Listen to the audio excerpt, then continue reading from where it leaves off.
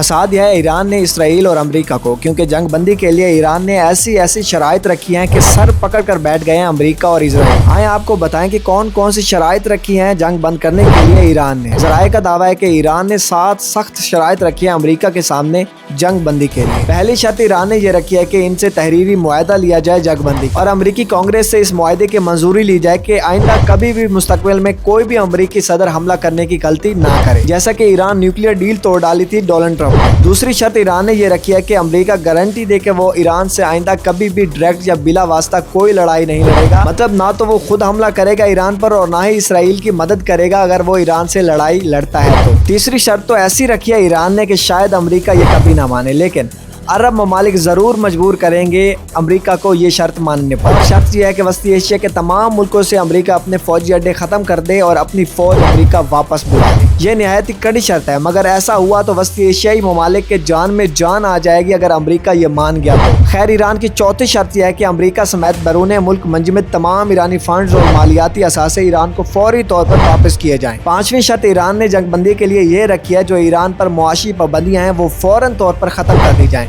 और आलमी गारंटी दी जाए कि आइंदा कभी भी ईरान पर मुआशी पाबंदी नहीं लगाई जाएगी। ईरान की छठी और सातवीं शर्त लिबनान के मुतालिक है कि इसराइल अपनी तमाम फौज लिबनान से वापस बुला ले और आइंदा कभी भी इसराइल लिबनान पर हमला नहीं करेगा, और इसकी गारंटी अमेरिका देगा। अब माहिरीन का ये कहना है कि अमेरिका के पास सिवाय इसके कि ये तमाम शराइत माने इसके अलावा कोई चारा नहीं है, क्योंकि एट द एंड कभी ना कभी इनको तमाम शराइत मानना पड़ेंगी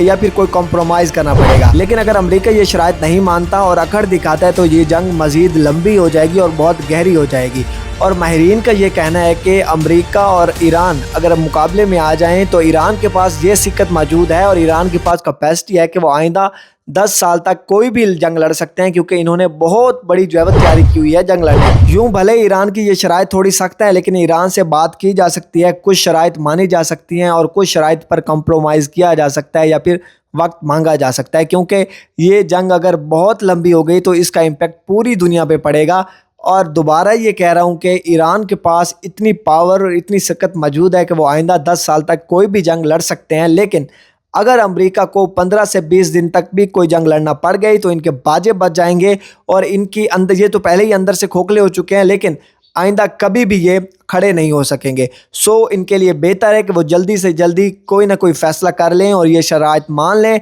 क्योंकि एट द एंड इनको तमाम शराइत मानना पड़ेंगी और ईरान के सामने झुकना पड़ेगा, क्योंकि ईरान ने इतनी मजबूत तैयारी की हुई है कि वो आइंदा 10 साल तक कोई भी जंग जो है वो लड़ सकते हैं।